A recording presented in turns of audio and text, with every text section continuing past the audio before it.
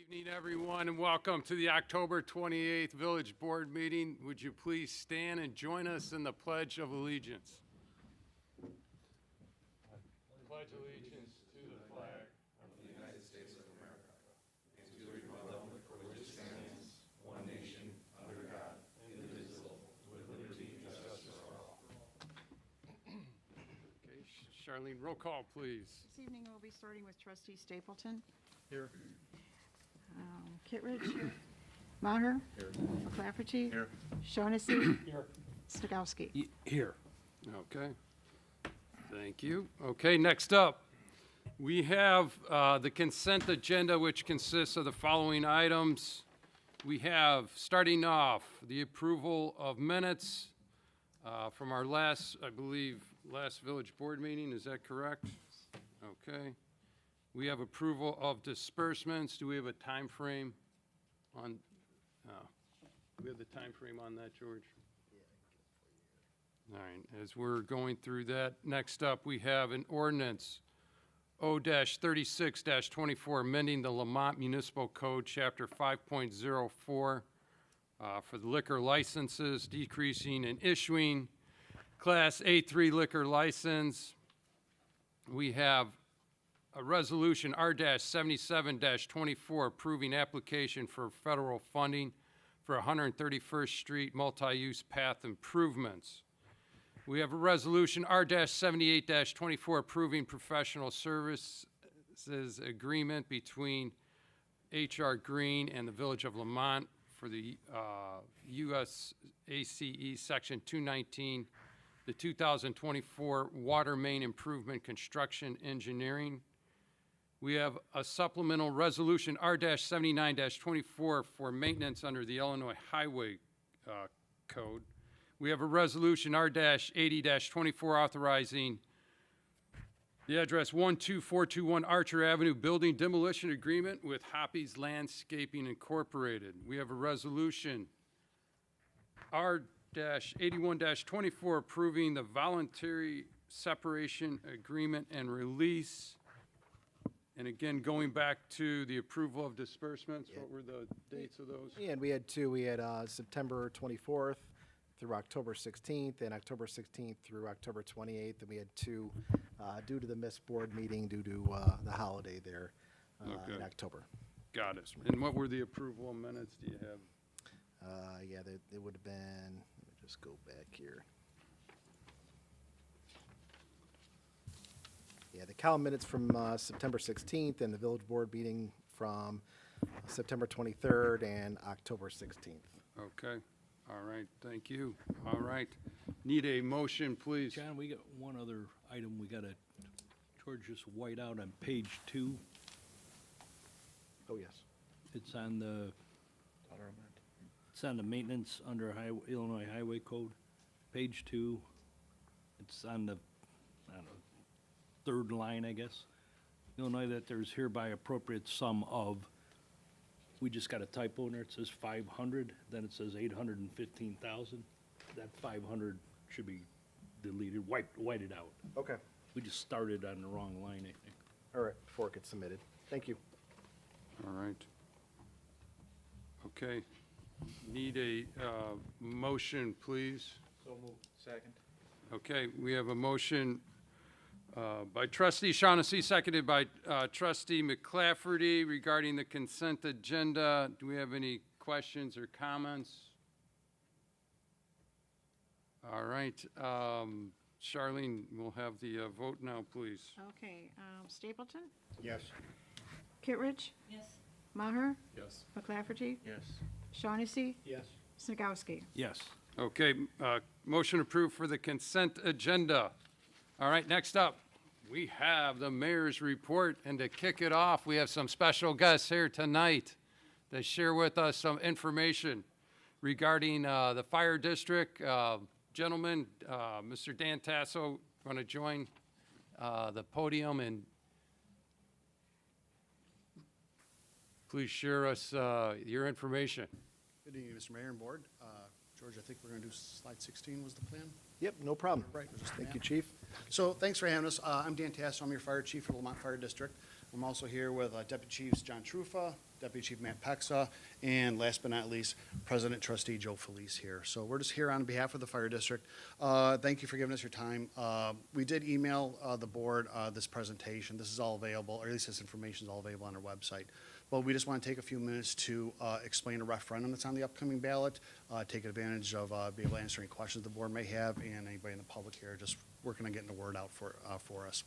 So in short, the Fire District, as most of us in this room are aware of, the Fire District is a separate taxing entity. We're not part of the village program. So what I've learned here in my short time here as a chief and with this referendum effort is people just don't know how the Fire District is funded. So we're a separate taxing body.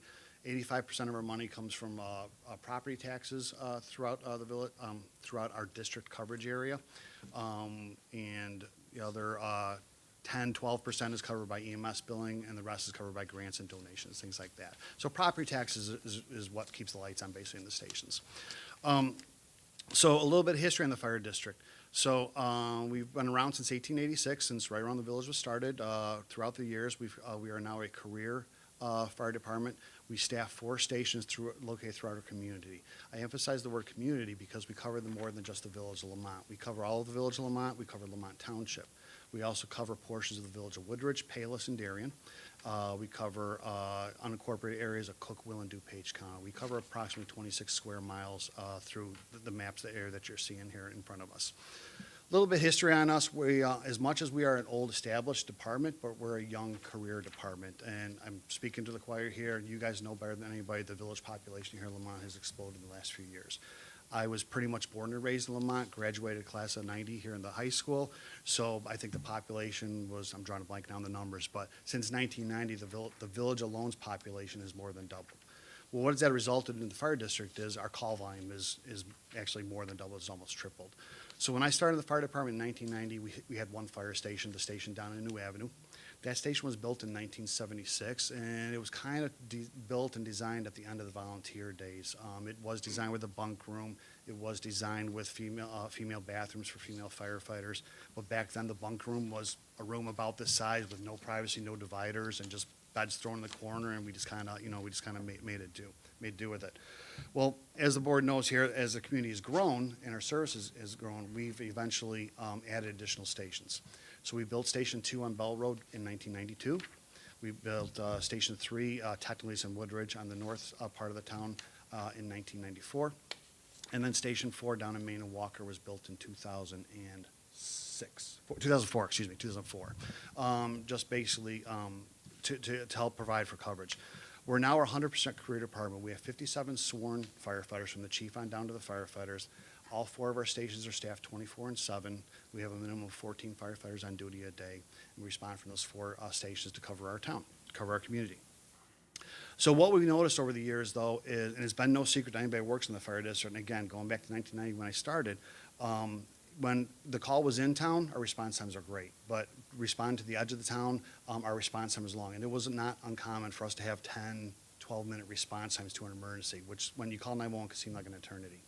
So as the town developed and as we grew and as our call volume increased and we could support it through our operational budget, we added those stations I already highlighted to you.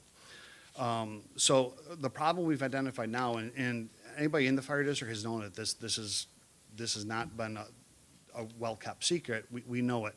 Our stations are not located in the ideal positions to meet the call demands of the community.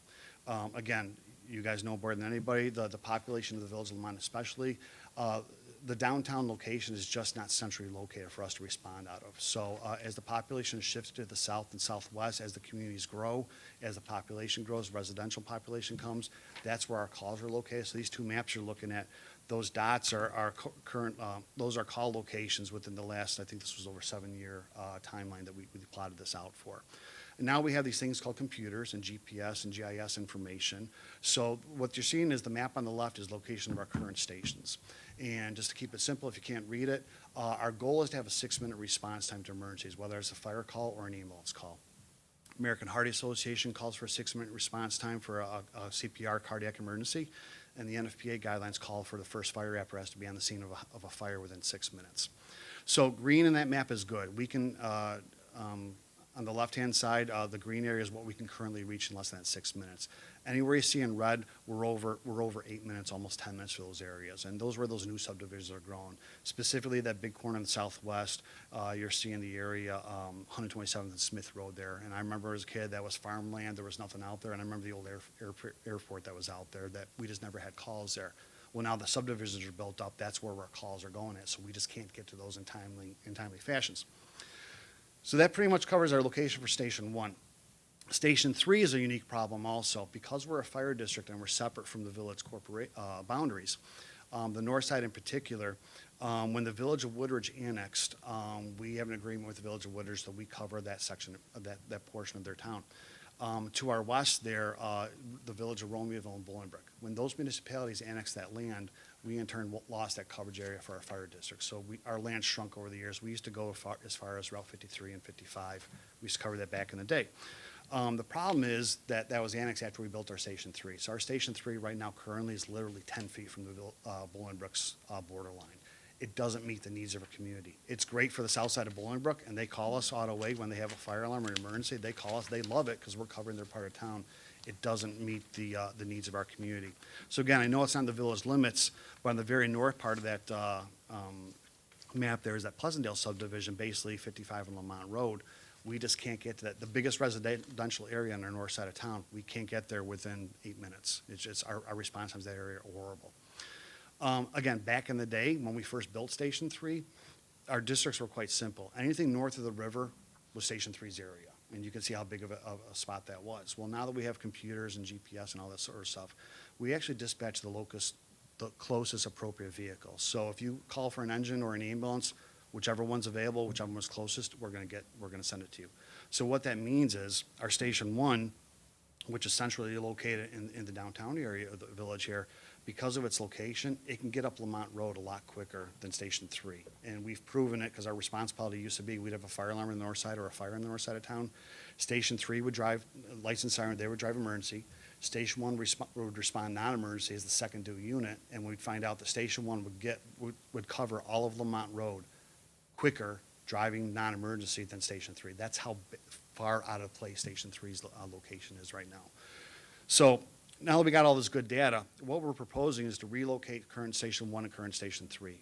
The fire district, a couple of years ago, we already bought property for Station 1 located on 127th Street, just near Walter, right across the street from Forsley's Eyes Clinic. There's currently 2 houses there on 3 parcels of land. We've identified that as being almost ideal for a location for station location right there. And then we also bought an existing building near the corner of International and Lamont Road. That'd be the proposed new Station 3. That's an existing building. It's basically a 1-story office building. So on the building side of it, that would technically be a remodel, which would help save us on the costs of construction, remodeling that existing office building to make it a fire station, and we just build the garage in the back for the fire trucks, and we can be in business with it relatively quickly. So the map on your left, again, you're just highlighting, you're seeing the current response times, and just to keep it simple, red is bad. The map on the right, you're seeing the locations with the new proposed new stations, and I believe, Matt, correct me if I'm wrong, 70% of our calls, 80% of our calls will be able to meet within the 6-minute goal time. So obviously, it improves our coverage area for the entire district, not just Station 3's district, not just Station 1's district, is the community as a whole. Another problem we have is overlapping calls.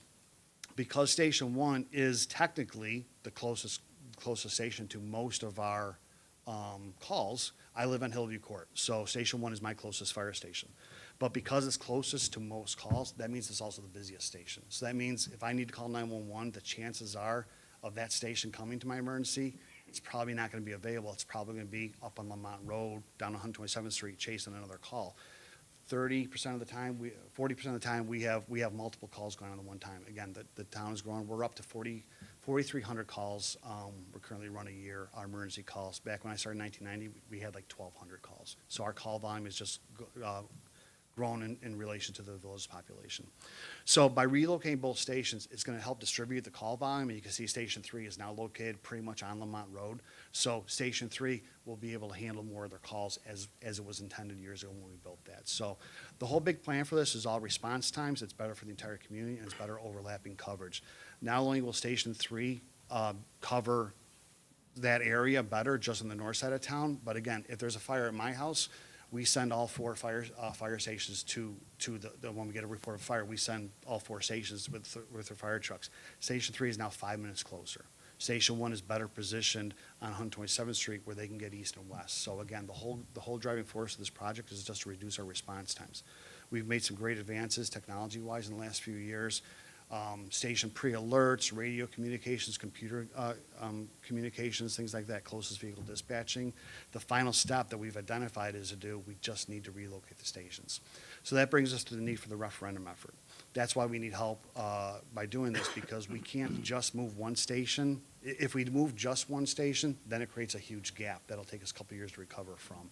So about a year ago, the Board of Trustees presented this, we identified this, they authorized the creation of a facilitating team. We reach out to members of the community, we asked for their input. We had about 20 volunteers step up to this community, team. They worked with the trustees, they worked with administration, we presented our thoughts, we presented our ideas. They in turn processed it, said, yeah, this is a good idea, this is not a bad idea. The facilitating team is the ones that made the recommendations to our Board of Trustees. We think you should do this, and we think you should put this on the referendum. So their plan was to move forward with a $46 million referendum that's based on construction costs to relocate the two stations, as I presented, Station 1 and Station 3. And then down the road, Phase 2 would be to remodel Stations 2 and Station 4. Just thinking down for the future, the growth of the district, this facilities are getting dated. Station 2 in particular, it's physically not small enough it currently houses 3 firefighters. If I wanted to put a 4th or a 5th firefighter out there, I physically don't have the room right now. So Station 2 would be remodeled. We still keep an engine ambulance out there. We're just gonna add the living space to allow for more growth when we need more personnel out there. The personnel will come out of our operational budget. This referendum is just strictly for the capital projects, as I addressed with you. The $46 million was brought up on projected costs starting in construction in 2025 and even into 2026. So we know it's a big bite to handle. We take it with a heavy heart, and again, following the recommendations of the facilitating team, that's why they brought it to the Board of Trustees. Board of Trustees and administration worked on it.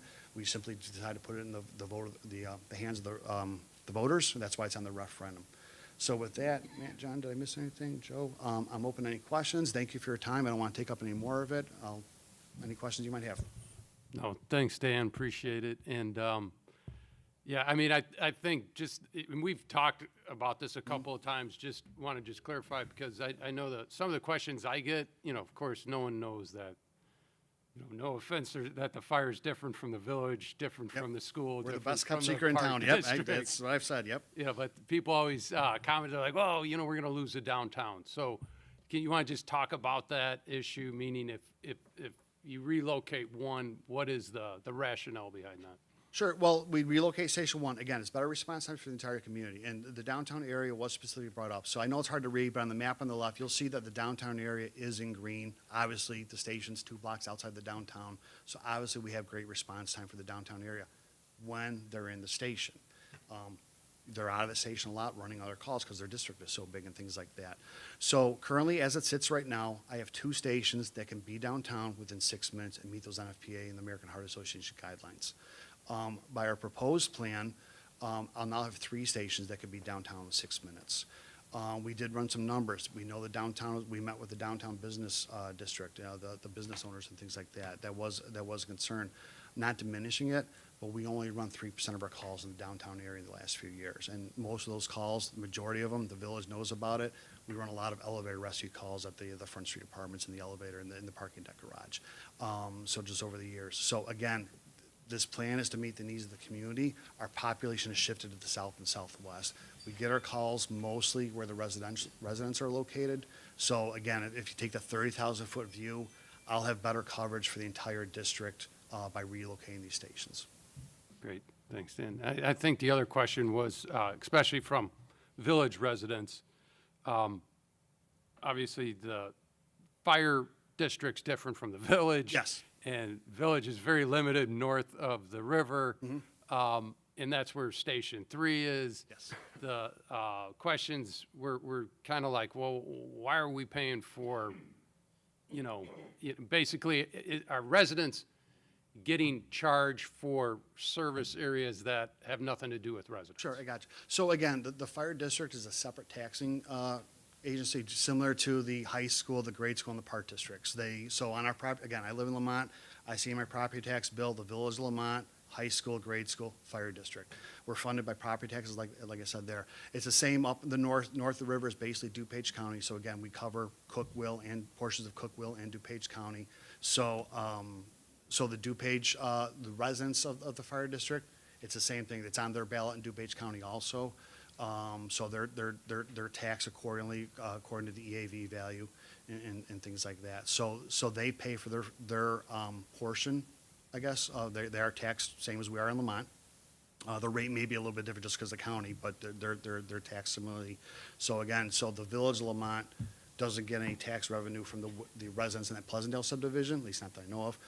Whereas the fire district, we get our share of the property taxes from them out there. I pick on the Village of Woodridge because I joke we have the south side of it. There is no Woodridge Fire Department. Woodridge is, I believe the fire districts were just simply formed before the city was formed.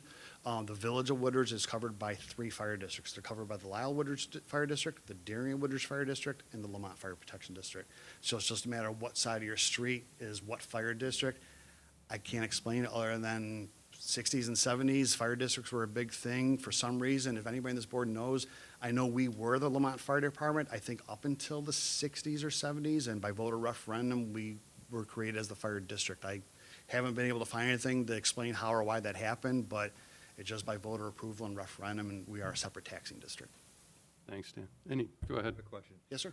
You purchased the property for Station 1. Yep. Have you purchased the property for Station 3? Yes, I'm sorry, yeah, so we own property on International, it's 1051 International Parkway. It's an existing building. It's kind of hidden, but it's like the second building in on the southwest corner of International Lamont Road. It's, again, we were originally looking for property on Lamont Road, and we just couldn't find people that would be willing to sell to us. It was a fluke that I think one of our battalion chiefs happened to drive by and see. It was the old school, Guiding Light School building. They closed and moved to a separate part of Woodridge. One of our battalion chiefs happened to drive by and see that building was for sale. Deputy Chief Pexa reached out to him, and the owner was an absolute joy to work with. He couldn't be happier to sell to us, so he gave us a fair price. So yeah, so we own that building. Thank you. Go ahead, Rick. I got one other question for you here. I noticed, I got the brochure Yes. that came out, the mailer. Do you have a breakdown between buildings and property, equipment? And then it also mentions building the buildings to support additional staffing that will be in the plan, in your overall plan. So You're making them bigger. In the future, you'll need more manpower. But where are you with the 46 million that you're trying to I do. specify? I don't have those numbers in front of me. I believe everything is available online. I don't have those in front of me, so I apologize. But yeah, the numbers, we did a space needs analysis study for all 4 stations. Off the top of my head, current Station 1 is about 16,000 square feet, correct? Station 1 is our headquarters station, so besides the 4 firefighters and the battalion chief, they're on duty 24/7. I'm not talking about the size of it as much as I'm talking about the breakdown of the 46 million. Is it 10 million for this and 15 We for do that? have it. Is that online? 26 I- million for Station 1, approximately 12 million for Station 3, and the remainder was. For, These are all capital property improvements. yes. Okay, so this doesn't include any equipment, additional trucks? No, we're not planning and we're not intending to buy any fire apparatus. We're not adding personnel. Down the road, would I like to add personnel? Yes, Well, I that'll mean, come out of reading it, operational that's what it budget, but alludes not to, part of this so I'm just- referendum. It's coming somewhere down the line, but Eventually, as our tax base grows, as our EAV value grows, and our tax levy can support the additional personnel, we'll add personnel then. But no, this project is just for the capital for the stations. Okay, And so- any related equipment for the stations. 2612, and then the balance is updating the other. I thought 5 and 6, yes. I'll look it up and get it to you. Yeah. Speaking of that now, like how much of your 85% property taxes go towards depreciation of the current buildings? Like, is that all? Do you just take your levy and say, hey, that's what we have, therefore we're spending it on personnel? Or do you set, what is your capital budget plan as far as a percentage? So our capital, this is Deputy Chief Pex's project is the capital. It's out to 2048 right now based on big capital improvements. Remember, 81% of our operation budget comes in, that goes pretty much all personnel. All of the tax dollars that come in pay for people. Ambulance billing pretty much covers everything else. And keeps So if everybody there's the available. depreciation for that, the amortization of equipment, Yes, we have the we have a building, capital replacement plan, yeah. Yes, for the vehicles, yes. Apparatus for big purchases are the 16-year front line. We're running a little bit heavier. Most places are running about 10, we were talking about 16 Yeah. years on those. So yeah, everything's broken down from ambulances to fire trucks to cardiac monitors are another big cost right now. They're $46,000 a pop. So those are big costs for those.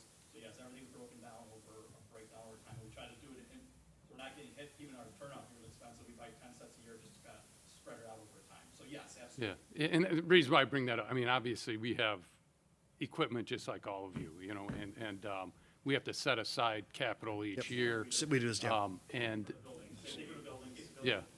So, do you guys have right now like a general fund that has, Yep. like, and what's the amount of that right now? The capital fund right now, Chief, do you know what the capital fund is? Off the top of my head, it's about 3 or 4, I or think, 4, yeah. But okay. again, that's, we've got in the budget, I know we've got an engine on order. The ladder truck is a few years away, but that keeps getting more and more expensive, so, you know, we're Got it. building in that and stuff like that, so. Okay.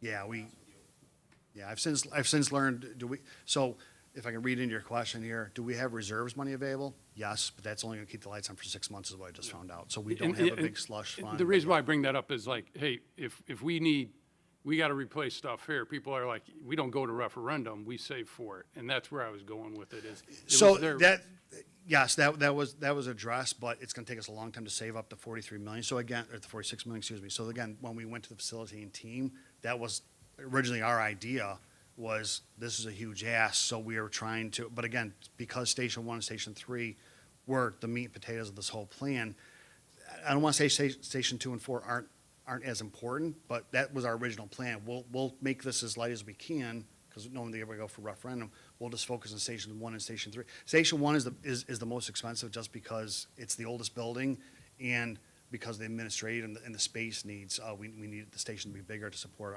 operations and things like that. So, yeah, it's a work in progress, but yeah. And we've since learned now that we're making, you know, stations are designed to last, I thought 50 years. We're trying to design now to last 25 to 75 years. And like John just mentioned, Station 1, if everything goes, and I'm hopeful this referendum passes, Station 1 will exactly been 50 years old. Do you plan to sell those properties? So, yeah, thank you. So Station 1, we own the building and the property, so the plan is that we would sell it. And any money raised from that sale would help fund this and go to the operational budget. So, yeah. Station 3 is a unique issue. It's going to be the fire district. We actually don't own the land that's currently on Station 3, which was a headache when we found this out. So the land was donated to us, one of those 100-year leases for $1. Catellus originally, now Prologic was very gracious. They gave us a sliver of land on the back of one of the warehouses. The agreement is, we've since done some research. We were hoping that we could sell it. We can't. We don't own it. We can maintain use of that building as long as we use it for fire service relations. So our plan is right now, we'll make it some sort of training facility. We won't build a tower or anything like that right now, but like down the road. So we'll just maintain the building. You know, we can use it for storage. It's a small it's a small building, so it's not really ideal for a classroom, but we'll look at making it some sort of training facility down the road. Could you talk a little bit about the coverage? Sure. I thought when you had come a year ago, I think you were here a year and a half ago, and you talked about the differences between just moving Station 1 and then overlaying the move of Station 3 for that 6 minutes or less. I think you said it was like 80% of the calls would be the 6 minutes or less if you move both stations. I believe that's about, yeah. And then what happens if you just move Station 1?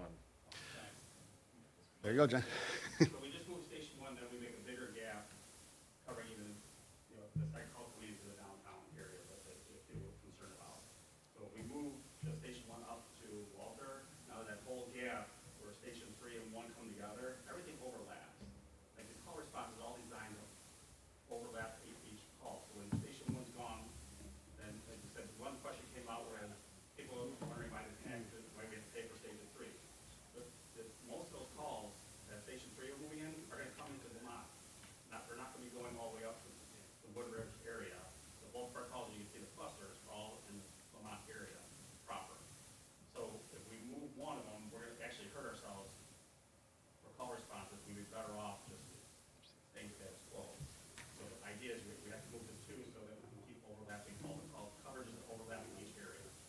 So if I'm hearing you right, you're saying by just moving Station 1, the coverage area, it's gonna be worse than it is today? Just moving Yep. one leading Station 3 where it's at. It would create a gap in the center where between Station 1 and Station 3, as they sit right now, if we move just Station 1 to the south, it creates that gap in the center area. So when if you look at what we call like the Scottish Terrier, when you look at the head, so if we just left Station 1 is covering a lot of those calls up in that area right now, just because AGL is close to the vehicle. So it just dispatches where that Station 1 vehicle closest is going up north. So what would you do is like tell all those people who are up there, your response time now, you look at right now, and the first map, they're in 6 to 8 minutes. You're gonna tell that everybody up there, you're gonna be like 12 minutes before you see an ambulance get to your house. If we move to Station 1, if we left Station 1 there, because it's covering a lot of that area up north also, right now. So when you move Station 3, it's gonna cover a south north area, and it's gonna be like 40% of the time we have two, we call it DPR 2D. That Station 3 is gonna be coming into Station 1. And right now, it's Station 4 coming all the way over, which is our second busiest station, which is going a lot too. Then you would have the like you said, that station will come down and cover all that Station 1 area on the second call. Another 60% to 40% of the time they're gone. And then Station 4 and 2 will handle their kind of area, to stay in that area also. Package deal, like, kind of. Yeah, I thought last time you were here, the majority of the benefit was coming out of the move on Station 1. I thought is what was presented to us last time. Always a double. Well, Station 1 has the biggest impact to the village of Lamont. Again, Station 3 is technically in Woodridge and things like that, so it's, Station 3 is 5 minutes closer to Lamont when we do that. My in-laws live in McCarthy and Bell Road, which is Station 2's area on the east side of town. If they have a fire on their side of town, that engine, my third engine, is 5 minutes closer. So again, it's better coverage when they come into town. Yeah, and when we're looking at all these cluster of incidents, you're roughly looking at 27,000 calls from 2017 to the end of 2023. We haven't put 2024 data in there because the year's not complete, and every month fluctuates. So realistically, looking at the map that, first map of our original, where we are right now, you are looking at, we covered 13 of those 1,000 calls we can only get to in 6 minutes. If the station were located where we want to put them, we'd have over 18,000 of those calls would have been covered within 6 minutes. So we're going from, a 50% to 80% increase of calls we can get to using, their historical data. And it's, the calls are, if I start taking layers off and pulling years back, the clusters are always in the same spot, there's just less cluster. We know where the population, you guys know where the population is. And my proper. And then one other thing, what's the increase to the tax burden on it? Oh, so the estimated cost is, thank you, I forgot to mention that. The estimated cost for a $400,000 home in Cook County would be $185 a year for the referendum. DuPage County, I don't want to misquote it. It was about $209 for the same, I say DuPage County, so the north side was about $209 for the same $400,000 home. Well, Cook County, $400,000 home is about $185 a year. Thank you. Thank you. All right. Well, thank you. Thank you very much. Okay, Appreciate your time. Appreciate it. All right, take care, guys. Good luck. Thank you. All right. All right, next up, we have the mayor's mention. Our Lamonster trick or treating event this past Saturday was another huge success. We especially want to thank over 30 businesses that participated in the event to hand out candy to our trick or treaters. As always, these businesses make this event a success, and we are truly appreciative for their involvement in our community. Sponsored by the Lamont Park District, the Lamonster Manor Home Decorating Contest is still on. The competition gets tougher every year, and it's now up to you to take a ride around town and check out the haunting decorations. There are 25 homes. Please check out each one for your favorite, which would be the People's Choice Award. Find information for voting and a list of addresses, including a link to the map route on the Lamont Park District's Facebook page. Next up, there are still a few more days to help fill the pantry shelves for Hope and Friendship Lamont Food Pantries Trick or Treat Drive. Bins are located inside the Lamont Police Department and the pantry drop-off by the Jewel Customer Service Counter. Please visit lamonsterdays.com for a list of needed items. The Village Halloween Trick or Treat hours are on October 31st, Thursday, right, Chief? From 3 to 6:30 p.m. Leave your porch light on. If you are going to welcome trick-or-treaters, again, please use extra precaution when driving, and please be on the lookout for the kids and parents and all the trick-or-treaters.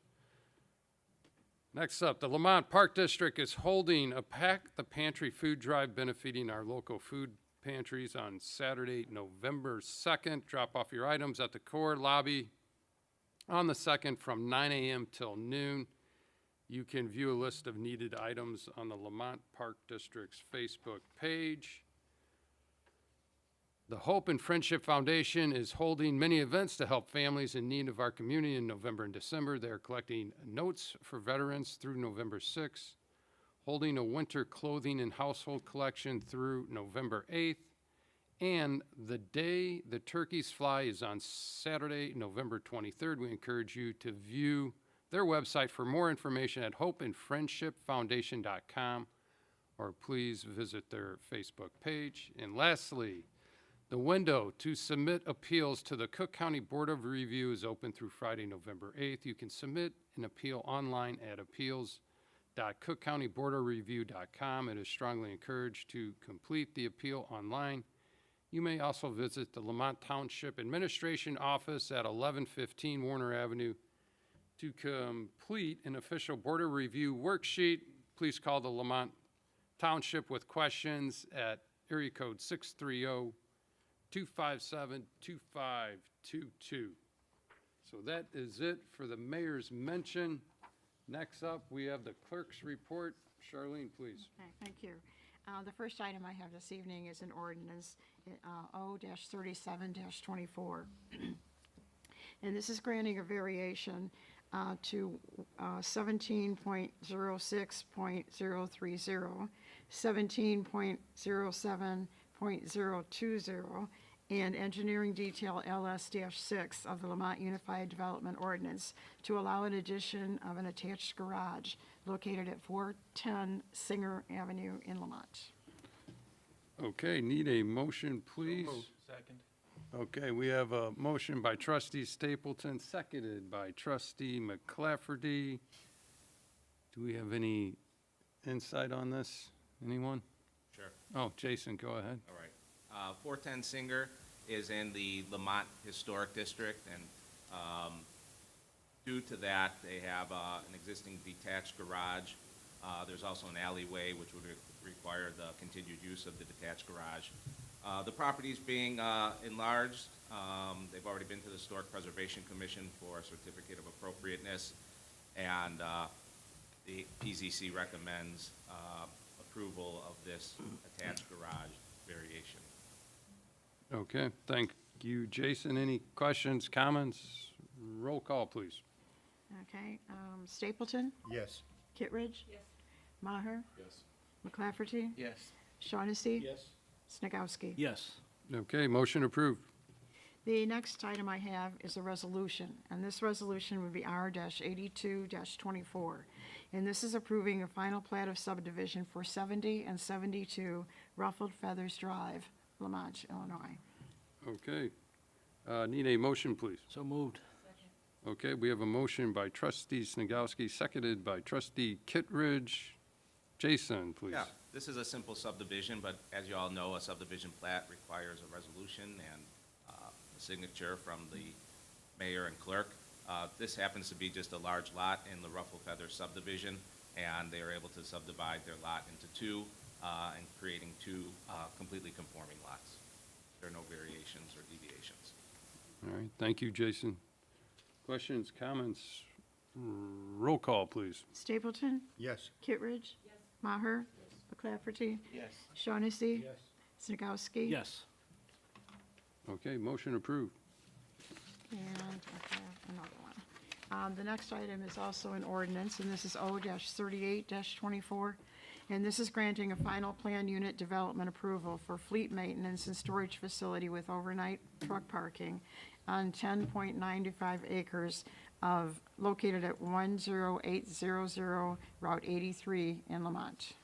Okay, need a motion, please. So moved. Second. Okay, motion by trustee Snagowski, seconded by trustee McClafferty. Jason? Yeah, we're happy to be here tonight with the final PUD for State Express. As you recall, they applied for this planned unit development in 2023 after acquiring the former Mino Stone property. They received their preliminary PUD approval, planned unit development approval in June of 2024. This went back recently to the Planning and Zoning Commission and the Committee of the Whole. There were some specific conditions added to the approval of the final PUD, conditions A, B, and C. I was made aware of some concerns, though, about the use of the term overnight truck parking. As you recall, when we approved the gas and wash development, we specifically excluded overnight truck parking and no idling. The intent was to not have a truck stop where gas and wash is at. That's also not the intent here. This will be a truck repair facility, so like any repair facility, overnight parking is expected. If you bring your auto to a auto repair facility, you may have to park it overnight. Similarly, fleet vehicles may have to be parked overnight. So that was the intent with including overnight parking with this ordinance. I have talked to the owners, and they're fine with an amended condition. Our village attorney could help with this if needed, to include the restriction on idling consistent with what was done at Gas and Wash. Okay. Any, Are we putting any kind of restriction on how many can be parked overnight for when they're being worked on? Yeah, there is an existing site plan. I think it's around 30 to 40 cabs. So that condition, we're gonna be, what would that be? It would be, DD? Mike, if I understand this right, would you amend to include a condition D? And we're voting subject to that condition? That would be under section, the specific conditions, item number 2. Yes. I make a suggestion that we don't word it exactly like gas and wash. The reason why gas and wash had a limit of 4 hours, I would suggest instead that we define it to say parking, or parked, to mean no idling, no ancillary motors or engines running, to supply the tractors. I don't know if they intend to have refrigerated freight. Are you fellas with the? We are. Are you gonna have refrigerated freight? Yes. Okay, well then, they may need to run compressors on the trailers, so what I'm saying here is I would limit it to ancillary tractors. What we don't want is people staying in the tractors and creating a truck stop. Understanding that there is truck parking that may require compressors to run, but we do have a noise ordinance, so they would be subject to the limitations of the noise ordinance within its boundaries. So, Mike, I didn't mean to make it overly complicated. The definition of parking, or, what was my other one? Or park, should not include idling or any ancillary motors or engines to supply the tractor. Understood. Thank you for the clarification. Question, has the petitioner given us an easement to reach the detention area? It's one of the specific conditions,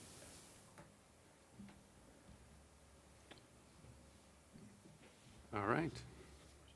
Okay, roll call, please. Stapleton? Yes. Kittredge? Yes. Maher? Yes. McClafferty? Yes. Shaughnessy? Yes. Snagowski? Yes. Okay, motion approved. That's all I have. Thank you, Charlene. All right, next up, Mike, anything for the village attorney report? I do not. Okay, George, anything? I have no report, Mr. Mayor. Okay, any board reports? Yep, go ahead. I just want to offer our condolences to the family of Corey S. Thompson. Illinois State Trooper who was killed in the line of duty October 21st. He's a 6-year veteran that leaves his wife and parents behind. There are a number of troopers that live in our community and around Lamont, so I think it hits home. Certainly, both of us are retired from the state police. It's a reminder of the dangers of the job, the sacrifices all the men and women make on a daily basis, and something that, you know, we should take note of. And again, to offer our condolences to his family. Thank you. Thanks. The other, okay. All right, any staff reports? Chief? Yeah, just real quick, you hit most of the points with the Halloween. There are, if you go to our Facebook page, we do have additional safety tips on the Facebook page. The only thing I would add is that the Haunted Squad will be out at 4 o'clock on Thursday night, and myself and the mayor will be in the car. Like we did last year, we'll probably have a second squad opposite wherever we end up Awesome. concentrating on Thursday night. So All right, see you all out there. looking forward to it. All right, thanks, Chief. All right. Next up, any unfinished or new business? I do have a Yes. potential new Go ahead, Rick. business item, I'd like to get an update on what's happening with the property behind, what is it, 3 or 4 new homes that are built on, I think it's 132nd Street, west of State Street. My understanding is, I've gotten 3 calls now about a potential landscaping business moving in there, right behind these homes. As I recall, that is still unincorporated property, so I don't know where we stand. And I know, I've also heard that we're working on it, and so far that's been successful, but the calls are coming, the residents are nervous.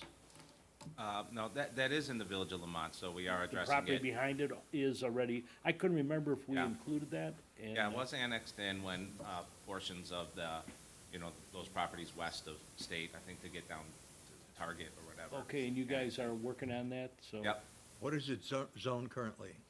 R4, I believe, Okay. yeah. So they there's have to outdoor change the storage zoning. of like landscape equipment that's visible from the street. Yeah, okay. Most recently, I've heard about material bins being put up to contain, Okay. you know, basically running a landscape Yeah. business in the backyards of the residents, so.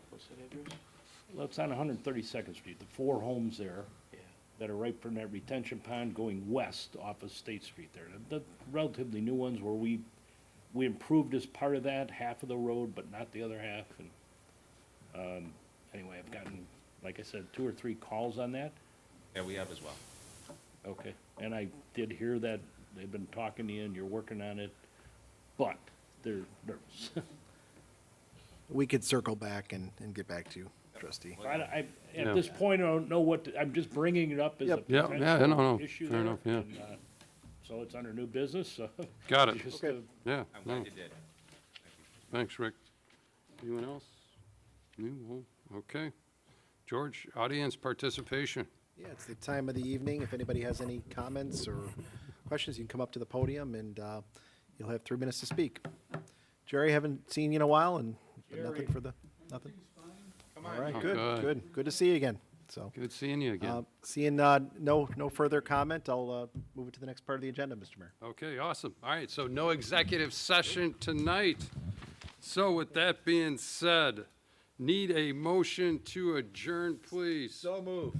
Second. All right, motion by trustee Stapleton, seconded by trustee Snagowski. Roll call, please. Stapleton? Yes. Kittredge? Maher?